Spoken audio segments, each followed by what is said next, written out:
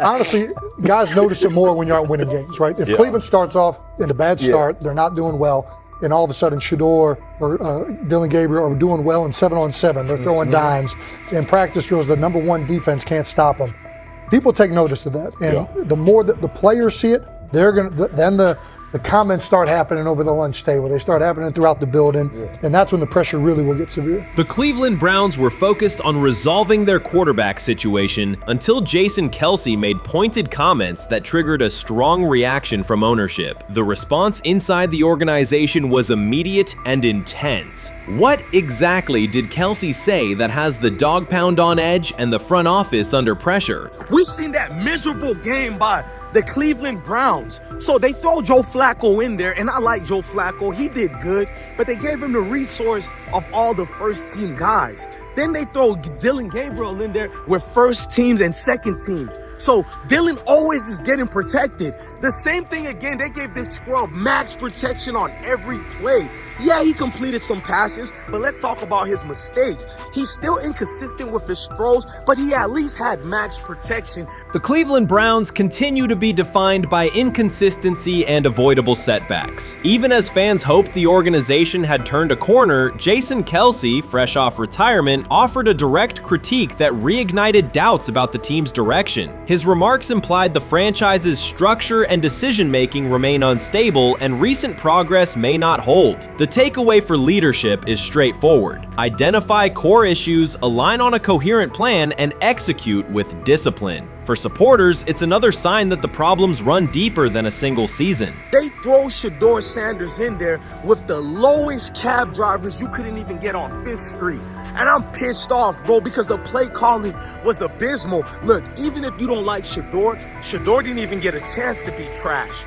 Even if you think Shedeur is garbage, he didn't even get a chance to be garbage. That's how awful the offensive line was. Kevin Stefanski still doesn't want to give Shedeur second strings and first strings reps. Why is that? Browns ownership's response shifted from measured to urgent. The pattern is familiar in Cleveland. The team once treated Johnny Manziel as a franchise solution, retained Hugh Jackson for a second year despite results, and invested heavily in Deshaun Watson through a costly trade and contract. These decisions reflect aggressive but poorly aligned planning. The outcome has been continued instability instead of sustained progress.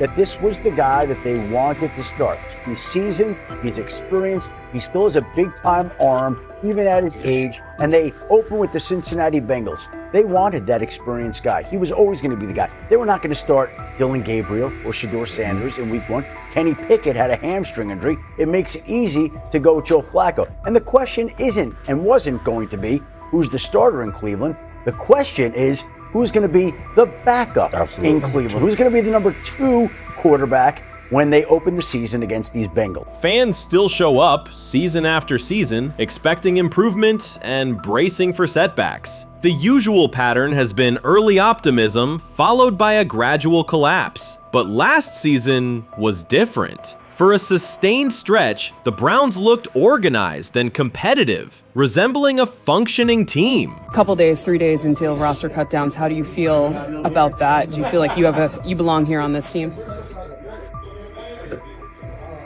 Obviously, I think overall as a player, I feel like I put in the work. I feel like everything I do, I try to do it to my best, and that's all I ask for. So I feel like everybody feels like, they should be on the team, and if you ask anybody on the team, would they feel like they belong, in their own eyes. So I feel like I do, but I'm my own player, I think about myself in a high regard. The front office entered the offseason confident. Kevin Stefanski was being praised, and the Dog Pound believed the team had made real progress. Then Jason Kelce delivered a pointed assessment that cut through the optimism. Fresh into retirement, the former Eagles All-Pro and Super Bowl champion said Cleveland still looks like a team patching over issues rather than building a durable contender. Kelce's view was direct. The Browns' structure is fragile, and the roster is too dependent on perfect health at quarterback. He argued the team is one injury away from losing continuity and sliding backward. Because Kelce has operated inside a stable, championship-level organization, his comments carried weight with players, media, and fans. The reaction was immediate. People took his critique seriously, not as outside noise, but as an informed evaluation of how a successful team should be built. Ownership also felt the impact. Jimmy Haslam's response shifted to urgency, a sign that leadership recognizes the stakes.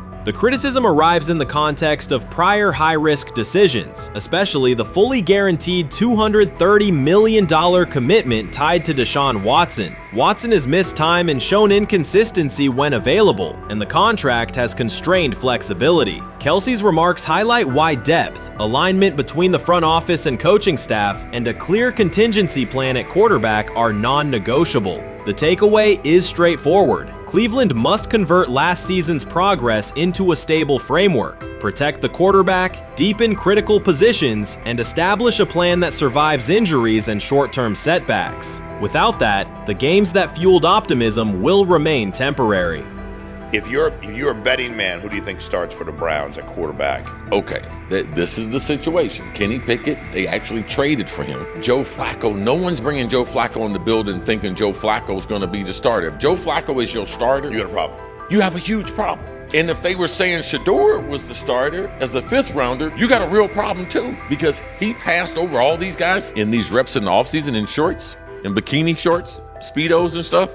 Like, no. That kind of stuff. So I'm not that surprised. When you put down a 3rd round pick on a quarterback, you do believe he has a certain skill set. Jason Kelce stated the obvious. Cleveland committed to a quarterback who hasn't played at an elite level in years, and Joe Flacco's playoff run didn't change the long-term outlook. Ownership appeared more upset that the criticism was public than by the substance of the critique. Many fans agreed. They've seen this pattern before. Rosters age, injuries are inevitable, and when a single contract dominates the cap, one setback at quarterback can undermine the entire season. Kelce's broader point was about structure. The Browns prioritized the high-cost, uncertain starter over depth and contingency. The late-season surge masked issues that remain: limited cap flexibility, thin depth at key positions, and an offense that lacks a credible plan B. Fans recognize how quickly a strong defense can decline with injuries, and how an offense without redundancy stalls. The AFC North raises the stakes. Baltimore with Lamar Jackson sustains a top standard. Cincinnati with Joe Burrow returns to contention when healthy. Pittsburgh rarely slips below .500 under Mike Tomlin and wins with defense and consistency. In that environment, Cleveland can't rely on perfect health or peak form from one player. The path forward is clear. Diversify cap allocation, reinforce the offensive line and receiver depth, carry a legitimate backup plan at quarterback, and install a scheme that functions regardless of who is under center. Given what we saw yesterday with Shedeur Sanders, somebody on the Cleveland Browns is 100% getting fired, probably by the end of this year. The person who's probably going to end up getting fired is Kevin Stefanski, because I know that he didn't want Shedeur Sanders on the team. It was Andrew Berry who made that pick. You can't really go against your GM. Bad things happen in this situation. But Shedeur Sanders is not without fault for what we saw yesterday. This is the play that we saw yesterday that has the internet just exploding, where Shedeur Sanders took like a 24-yard sack. Half of the internet is saying that this is all Kevin Stefanski's fault. Cleveland showed progress last season, but the underlying concerns remain. Jason Kelce highlighted them directly. The Browns' long-term plan is fragile, cap-constrained, and overly dependent on perfect health at quarterback. His comments focused attention on structural issues, roster depth, continuity in coaching, and a sustainable offensive approach, rather than a single hot streak. That criticism resonated because it reflected what many around the league already see. Ownership's reaction underscored the sensitivity. Jimmy Haslam has presided over frequent coaching and quarterback changes, and external scrutiny carries weight when it comes from a respected veteran with championship experience. Kelce's remarks reinforce that last year's Joe Flacco stretch was a short-term solution, not a foundation. The team still needs a durable plan that can withstand injuries and inconsistency. The practical takeaway is clear: stabilize the system, diversify cap snap usage and build depth at key positions so the offense functions regardless of who is under center. That includes a coherent development pathway for younger talent such as Shedeur Sanders, with defined practice reps, protection, and scheme alignment. Kelce didn't say anything outrageous. He articulated the gap between a brief surge and a credible long-term contender. I have the faith of a mustard seed, right? Because this is the greatest resurrection since Jesus the Christ, right? Like at some point, Joe Flacco was thinking about getting into TV, right? Joe Flacco didn't have a job, and then now you not only come back and start for the Cleveland Browns late in the 2023 season, but they came back around to you, and you're now the day one starter for a franchise that just 2 years ago was in the playoffs. The Browns' quarterback situation remains unsettled. Deshaun Watson was expected to be the long-term answer, but injuries and inconsistent play have prevented him from reaching an elite level. When the team turned to Joe Flacco after Watson's season deteriorated, Flacco immediately lifted the offense and produced results that highlighted the gap between expectations and reality. That a 39-year-old late addition could outperform a $230 million starter was not just a short-term surprise, it raised fundamental questions about roster construction and evaluation. Quarterback depth has been fragile, and the late-season surge masked broader structural problems. Jason Kelce's remarks made that clear. Cleveland is vulnerable if the starter is unavailable, cap flexibility is limited, and the offensive plan lacks a stable contingency. His critique drew attention to leadership and planning as much as on-field performance. Jimmy Haslam's strong reaction reflects the pressure on ownership. The organization has promoted a message of stability and progress, but Kelce's assessment suggested those gains are not yet durable. The path forward requires a realistic approach to the cap, a credible backup plan at quarterback, and a system that holds up regardless of personnel. Sometime last week, and then, and I just tweeted that out again this morning, and then today, the Joe Flacco one got posted. So running through this, and then of course we'll still have Dylan will be next, and then Shedeur will come last. As training camp nears, Mary Kay Cabot is providing straightforward analysis of the Cleveland Browns quarterback competition. The starter has not been named, but she has moved away from her earlier skepticism of Shedeur Sanders and now acknowledges his talent and potential. Cabot explained that if Joe Flacco is chosen to start week 1, it will mean he is the most prepared to play immediately. This approach would also give younger quarterbacks such as Kenny Pickett time to adjust, refine their skills, and maximize their potential while Flacco handles the early workload. She added that a Flacco start would not prevent Sanders from earning the position later in the season. The depth chart remains flexible, and Sanders' continued development could put him in line for an opportunity as circumstances evolve. Cabot also noted that Pickett could win the job for week 1, but he must demonstrate he can integrate smoothly with the offense and perform reliably under pressure. The Browns want a leader who can control the huddle, execute plays efficiently, and maintain composure. Pickett's performances in upcoming practices and preseason games will be critical in determining whether he secures the starting role or Sanders ultimately takes the reins as the season progresses. Things like that. It doesn't mean that that Kenny can't swoop in there and steal that job by them, but he's really going to have to show that he has a complete mastery of this scheme and this system, and that they don't have to dial it back a lot to put him in there. So these will be some considerations, and I do think that that as the preseason goes along, it will become evident.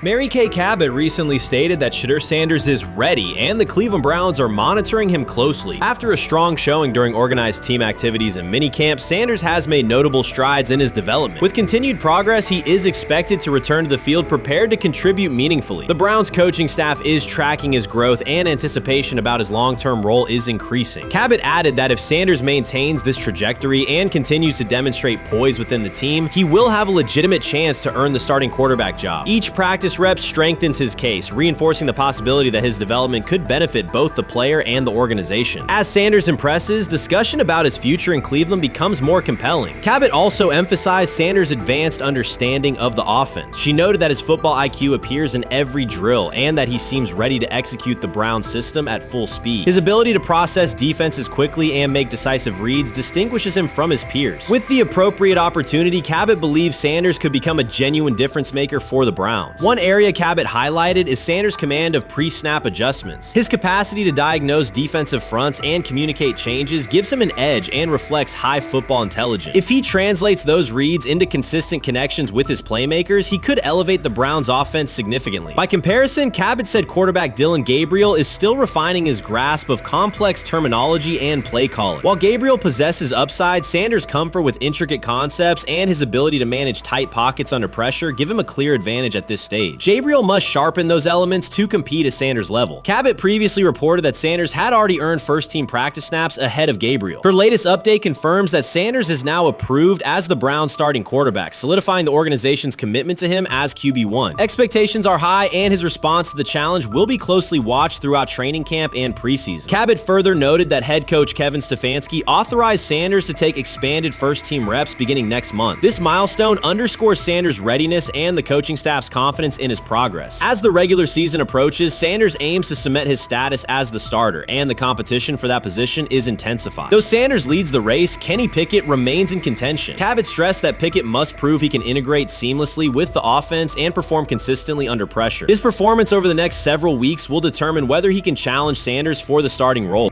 With both quarterbacks vying for the top spot, the Browns' Week 1 starter will be one of the most scrutinized decisions of the upcoming season. For now, Cabot's reporting underscores Sanders' rapid ascent, strong football intellect, and growing command of the offense, qualities that position him well to lead Cleveland's offense when the opportunity arrives. Urban Meyer's roster history underscores the absurdity. Meyer coached Aaron Hernandez, whose off-field crimes are well documented, along with other players entangled in assaults, academic misconduct, and more. Yet, Feinbaum singled out Newton, a national champion, Heisman Trophy winner, and NFL MVP, as the worst. This selective condemnation is not new. When Deion Sanders recently suggested implementing an NIL salary cap to restore competitive balance, Feinbaum dismissed the proposal and called Sanders a hypocrite rather than engage with the substance. The pattern repeats. Feinbaum routinely targets Cam Newton, Deion Sanders, Jameis Winston, Lamar Jackson, outspoken black athletes and coaches, while extending grace to figures such as Nick Saban, Kirby Smart, Dabo Swinney, or Tim Tebow under similar circumstances.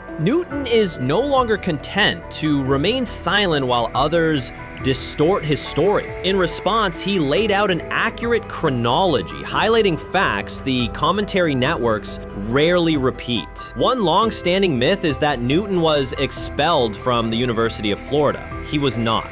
Tim Tebow held the starting job unchallenged, and Meyer had no intention of displacing his star. Like thousands of athletes each year, Newton transferred to find a place where he could play. The move was strategic, not disciplinary. He is with 3-2-2-5-3-17 to transfer to and Moorbeck. Meyer was. Critics habitually resurrect the 2008 laptop incident to tarnish Newton's entire career. Newton has acknowledged the mistake, but its relevance is overstated. The incident did not prompt his transfer, nor did it derail his trajectory. After leaving Florida, Newton enrolled at Blinn College, a Texas JUCO powerhouse, and led the Buccaneers to a national championship while posting dominant statistics. That performance earned him the opportunity to transfer to Auburn. At Auburn, Newton produced one of the most extraordinary single seasons in collegiate history. More than 4,000 yards of total offense, 50 combined touchdowns, an SEC title, a national championship, and the Heisman Trophy. Achievement compressed into a single year under intense scrutiny. Even that landmark season is recast by Feinbaum as a cautionary tale. He claims Newton ignored head coach Gene Chizik by diving for a goal line touchdown when told to kneel, jeopardizing the game. In reality, Newton explained that the decision was a collective adjustment made in the huddle after reading the defense,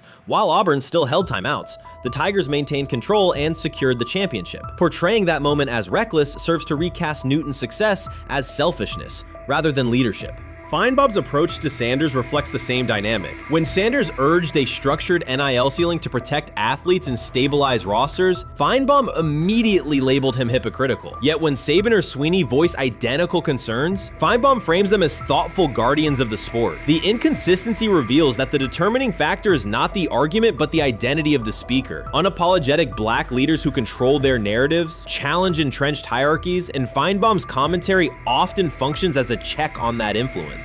Newton countered Feinbaum's latest attack with a concise statement. "You're lying, Paul. Please stop." Behind those words lay a broader indictment of the media machinery that weaponizes half-truths. By calling Newton the worst player Meyer coached, Feinbaum was seeding doubt among fans, front office evaluators, and future historians. Newton, now an established media presence and entrepreneur, no longer depends on traditional outlets to correct the record. He reminded audiences of 3 essential truths. He departed Florida on his own terms, he led Auburn with support from coaches and teammates, and he captured every major accolade available in college and professional football without conforming to prescribed expectations. An unspoken rule lingers in American sports discourse. Black athletes may excel, but must do so quietly, gratefully, and without highlighting systemic inequities. Newton broke that expectation early by celebrating with unreserved joy, answering questions candidly, and refusing to minimize his personality. For some commentators, that confidence is reinterpreted as arrogance. Feinbaum's repeated attempts to undermine Newton follow a familiar script of policing behavior rather than analyzing performance. Yet, legacy rests not in a pundit's soundbite, but in tangible achievements and public memory. Newton's resume, Heisman winner, national champion, NFL MVP, speaks for itself. Millions of fans witnessed his impact on Saturdays and Sundays. Countless young quarterbacks saw someone who looked like them redefine the position's possibilities. The same is true for Sanders, whose player-first coaching philosophy and media savvy continue to influence college football's direction. Feinbaum's commentary cannot erase these realities. Newton, Sanders, Winston, Jackson, and others have already secured their places in football history. By publicly confronting misinformation, Newton set a precedent for athletes who now possess the platforms and technology to present their stories unfiltered. The microphone no longer belongs exclusively to legacy broadcasters. Newton holds it now, and he intends to keep it. A decisive shift that reduces the gatekeeper's influence and ensures that accomplishments are judged on merit rather than narrative manipulation. You can't fire the owner because he can't fire himself. Someone's head's going to roll, unfortunately, in this situation. And it's probably Stefanski and Barry. I saw on The Athletic. I don't think that's fair, by the way. Stefanski, that part. I agree. I was saying the other day on my podcast that Barry should be fired. And I said I wouldn't fire Stefanski, but a couple of people made the point of saying, well, if you fire the GM, you got to give him a chance to hire his own coach, which is fair. That's true. Mm-hmm. So I would fire Barry. I would hire a new GM. If that GM thinks Kevin Stefanski's a good coach, wants to stick with him. Right. The situation in Cleveland has escalated with the NFL. Sources indicate GM Andrew Barry is prepared to move on from head coach Kevin Stefanski if he refuses to elevate Shedeur Sanders. The Browns are weighing a major quarterback change. Leadership appears to be aligning behind Sanders and pushing for immediate action. This is a high-stakes decision about control and the team's direction. I think it's unfair for me to comment in I guess, maybe on behalf of the industry. All I can say is this, the time that we spent with Shedeur, and what he's done throughout his college career is impressive. He's an impressive young man. He's a really good quarterback.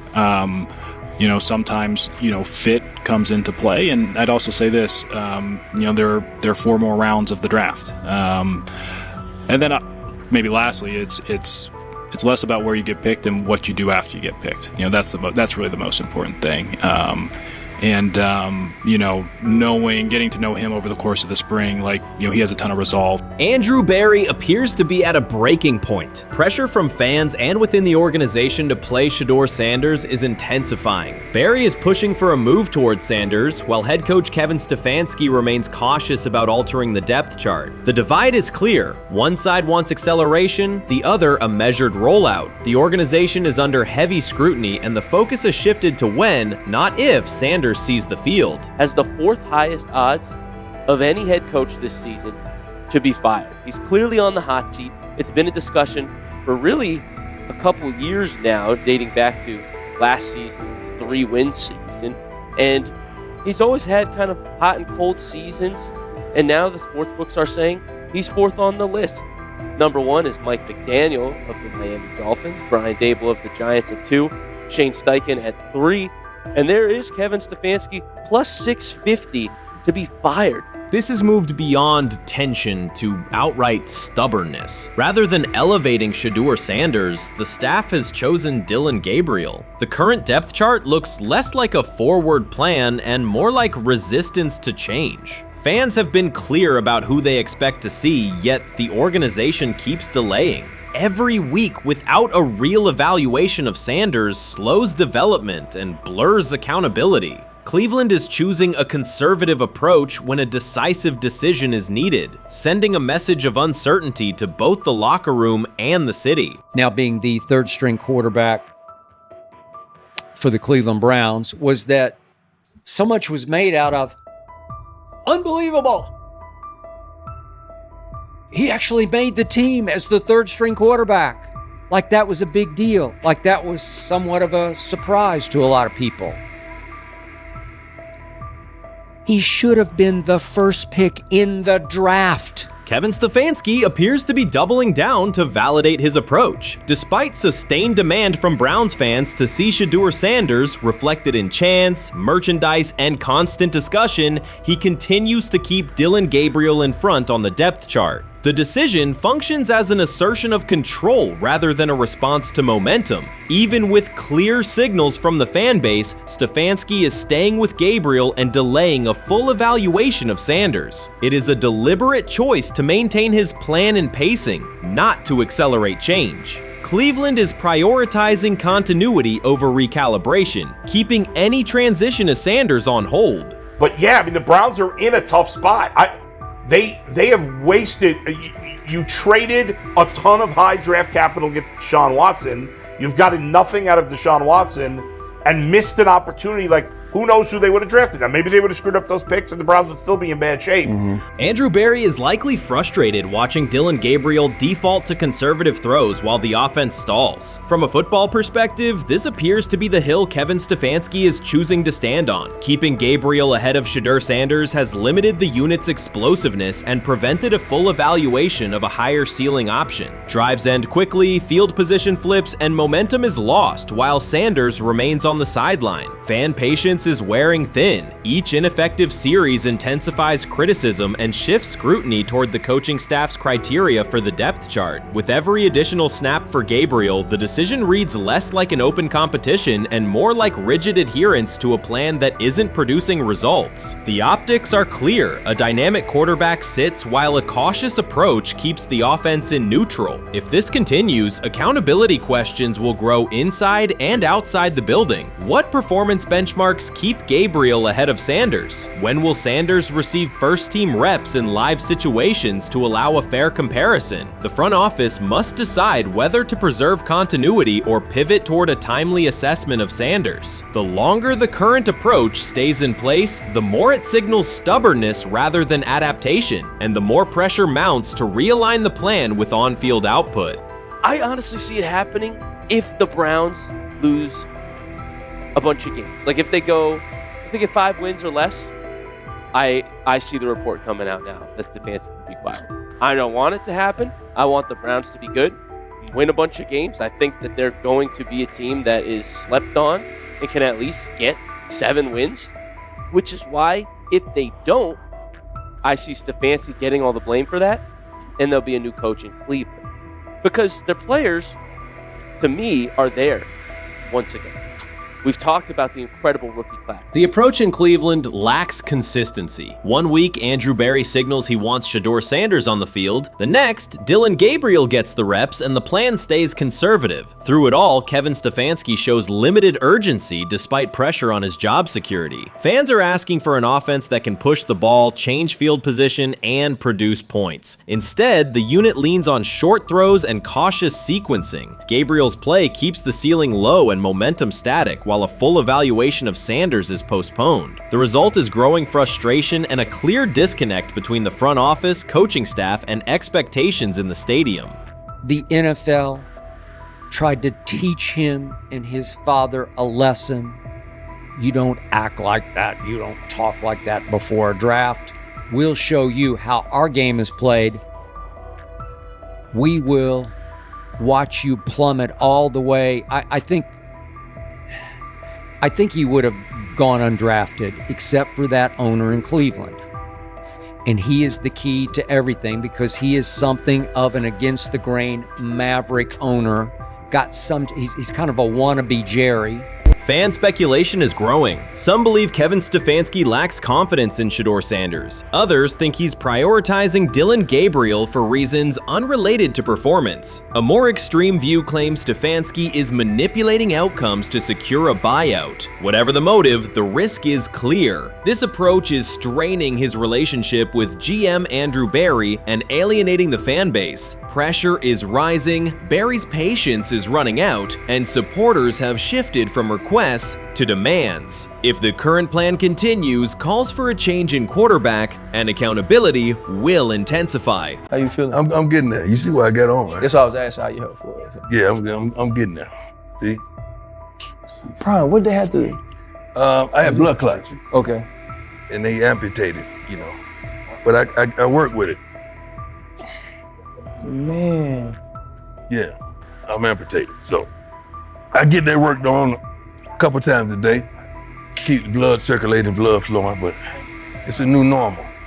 And the best thing about here, we have a whole medical team on the second floor. Right. We have a whole medical floor, which is great. Deion Sanders is shaken, this time not by a hit on the field. In a sudden turn, Ryan Clark has uncovered a serious plot affecting Shedeur Sanders' NFL draft status, and the disclosure is reverberating across the sports community.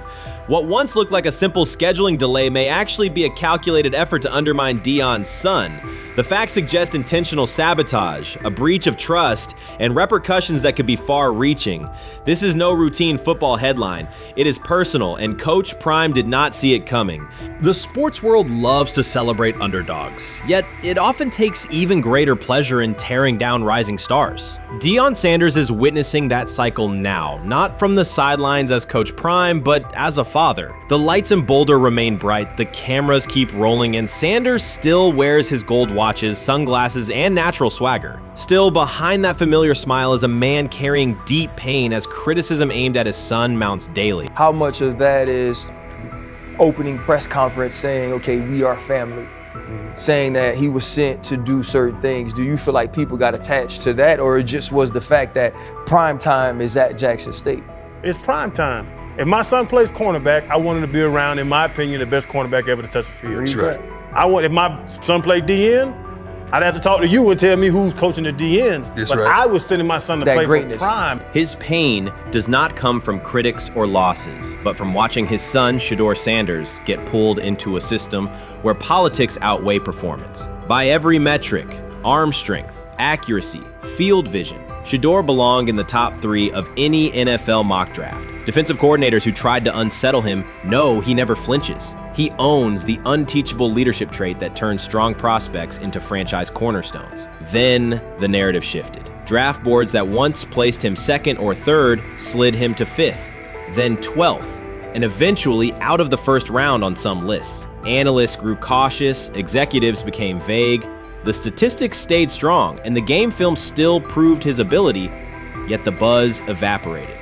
The abrupt silence felt deliberate and wrong. Former NFL safety and respected analyst Ryan Clark then delivered an unfiltered disclosure, not on a scheduled TV segment, but in an unscripted comment. He stated plainly that influential figures inside the league were not overlooking Shedeur Sanders. They were actively holding him back.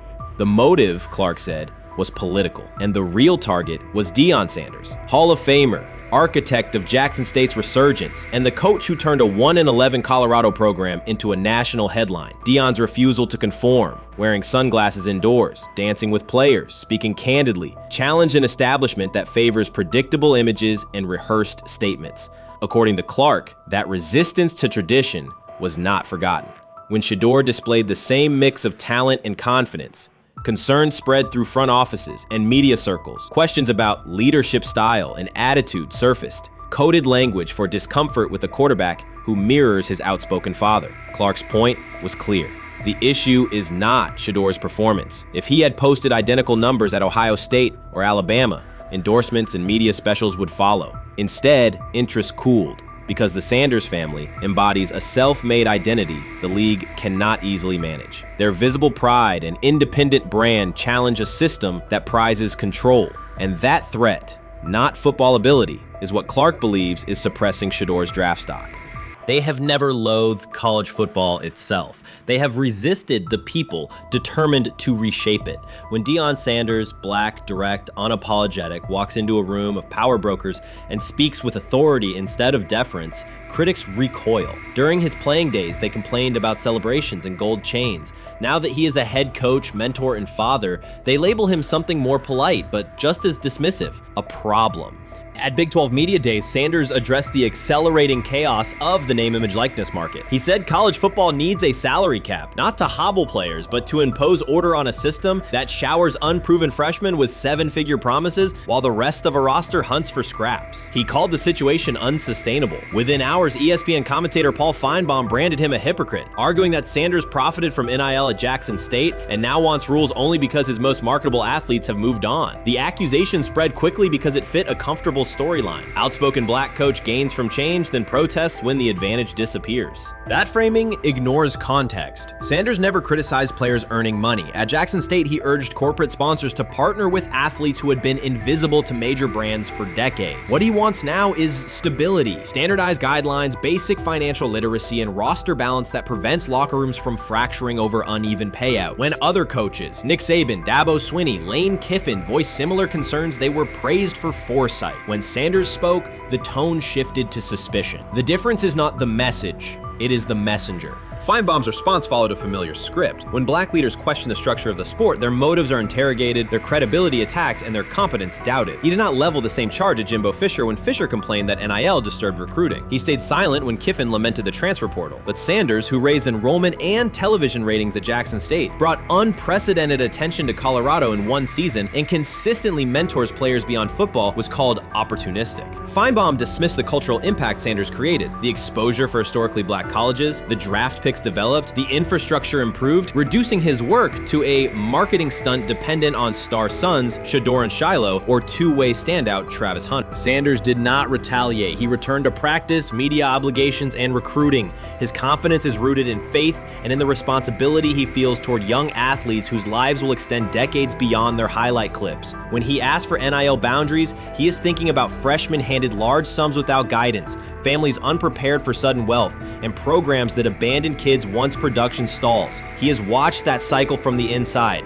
He wants protections, not restrictions. Critics predicted Colorado would fade once Shedeur and Hunter leave. Instead, Sanders signed blue-chip quarterback G.J. Lewis and a wave of transfers eager to join a program that values personal growth as much as on-field wins. Recruits see a coach who challenges the status quo, who places black culture at the program's center without apology, and who will remain visible when social media buzz cools. They recognize that Sanders does not chase attention. Attention follows his results. Media outlets reduced the upcoming Buffalo season to a win total prop. 6 victories, give or take. Sanders is playing a longer game. He wants to show young athletes, especially black athletes, that they can lead authentically, speak with conviction, and refuse to shrink for access. Success measured only by the scoreboard misses the point. If Sanders builds men who graduate with financial literacy, self-confidence, and community awareness, he will consider the mission successful, even if Colorado finishes with 5 wins instead of 10. None of that registers with commentators invested in an older hierarchy. For them, leadership should remain predictable, reserved posture, muted tone, minimal cultural expression. Sanders contradicts that image. The possibility that his methods could spread to other coaches, to other programs, threatens a model that has kept decision-making and revenue streams concentrated for generations. So the debate is not about hypocrisy or payroll ceilings. It is about control of the narrative and who is deemed qualified to write it.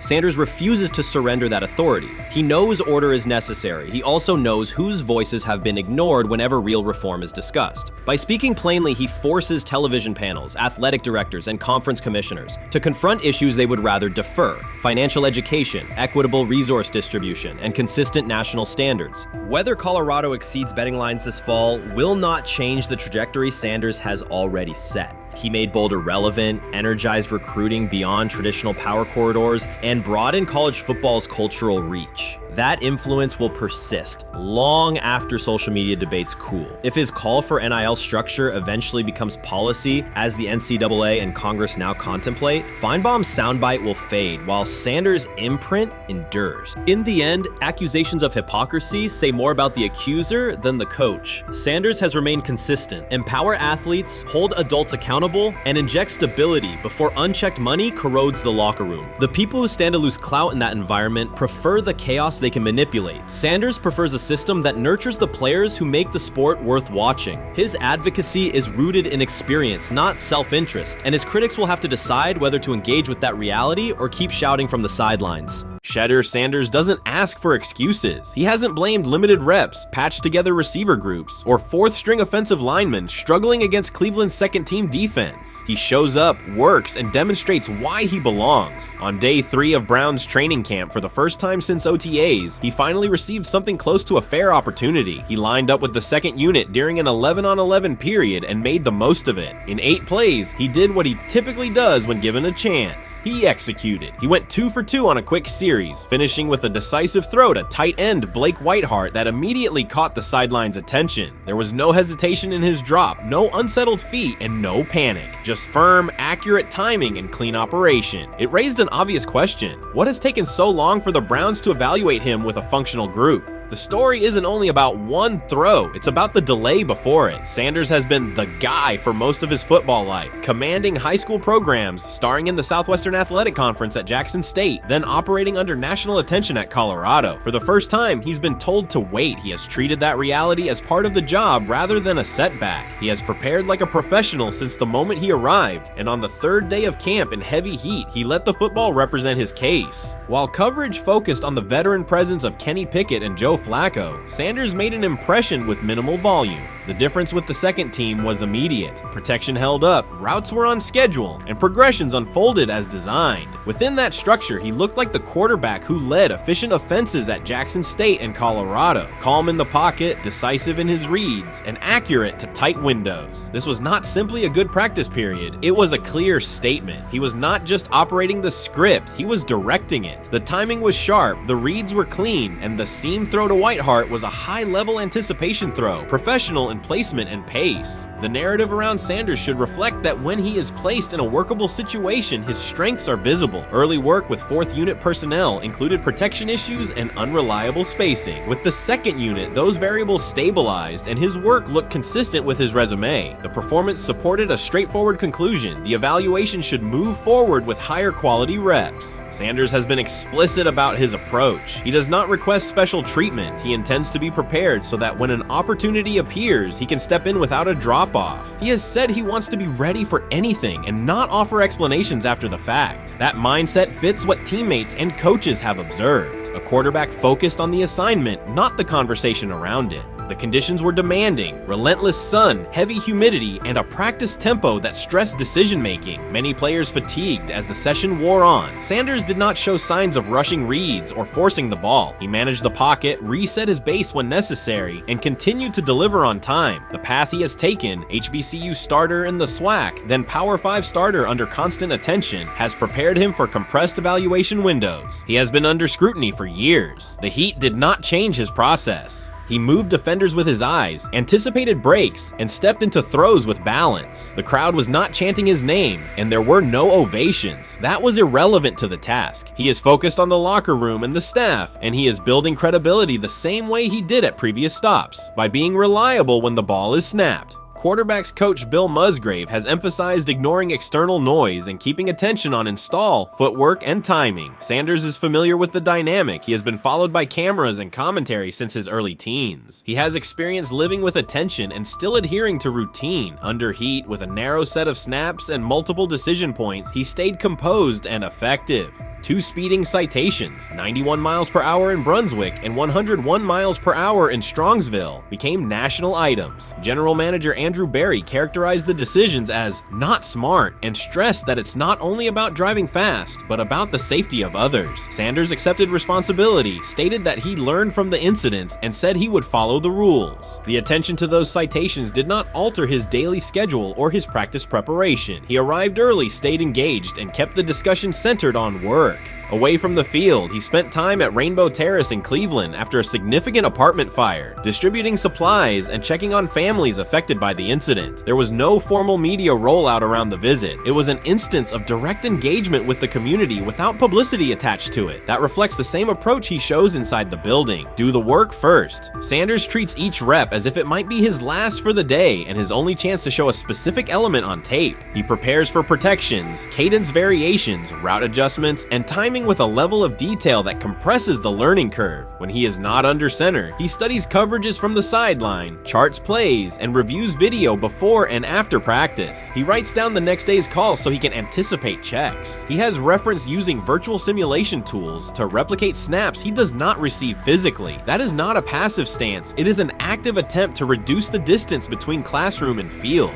He is building relationships across the roster, not just with projected starters. He communicates with defensive backs to understand what they see and how they react to certain stems. He spends time with offensive linemen to align on cadence and protection calls. He connects with newer players away from the facility so that communication improves in practice. That is practical leadership, consistent, low visibility work that becomes obvious when the ball is snapped and the operation is smooth.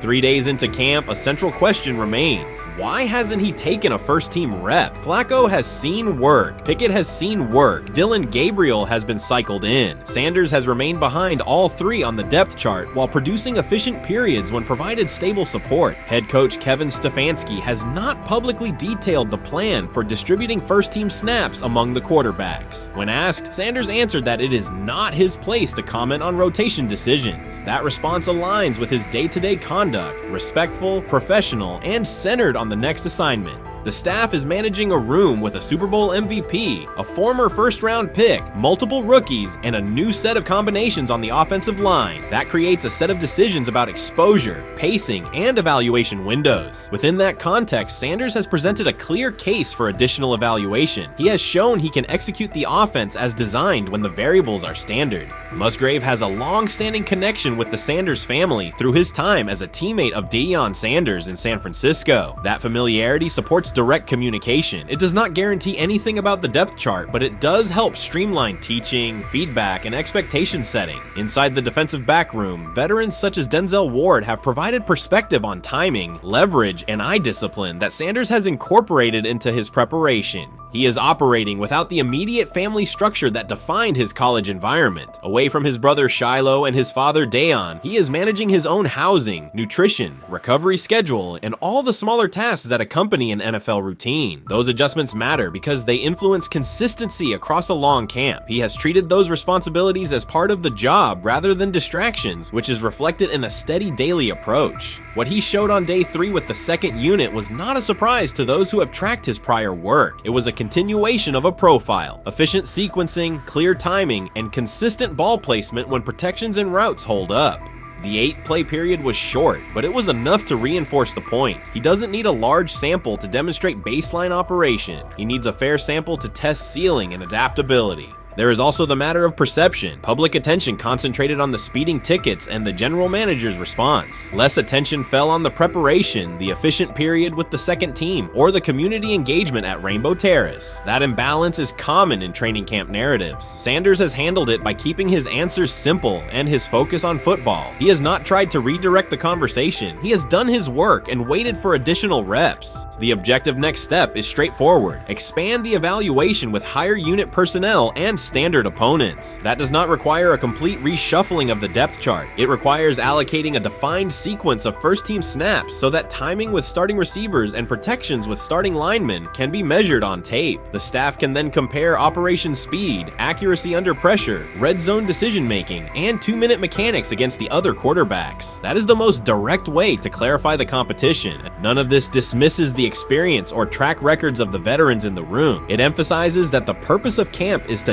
test assumptions with current performance. Sanders has provided enough evidence with the second unit to justify a broader look. He has shown that the pace of his feet matches the pace of his eyes, that he can hold safeties with his shoulders, and that he can drive intermediate throws without float. He has also shown discipline to take the clean completion rather than force the vertical shot when leverage dictates otherwise. Every day, he has addressed the controllable items, meetings, note-taking, install recall, cadence management, and post-practice review. He has not asked for public public guarantees. He has asked for an opportunity to compete on comparable terms. The 8-play sequence with the second unit was a small but clear example of what he can do when those terms exist. The staff's communications have been measured. Stefanski has not laid out a schedule for first-team rotations publicly. Barry addressed the speeding incidents directly and emphasized standards for decision-making off the field. Sanders accepted the criticism, adjusted his behavior, and moved forward. Those are the relevant facts. What remains is a football evaluation that can only be completed by giving him snaps with the top group and measuring the results. If that evaluation occurs and he performs at the level he showed with the second unit, the conversation will shift from potential to placement. If it does not occur, the question will persist through camp. Why not test the full picture? Sanders has built a case based on preparation, poise, and execution. He has demonstrated leadership by building relationships across the roster. He has shown maturity in handling external issues directly and moving on. He has given the staff reasons, on the field and in the building, to continue the process. 3 days into camp, he has answered everything within his control. He has shown growth, discipline, and consistent operation. He turned early fourth-team disarray into learning, then executed cleanly when moved to the second unit. He kept the discussion on football when outside topics threatened to dominate. He has not tried to win a press conference. He has tried to win every rep. If he continues to stack days like this, the next step is logical. Evaluate him with the starters, document the results, and let the tape determine the depth chart. Until then, he will continue to prepare, continue to compete, and continue to present the same message through his play.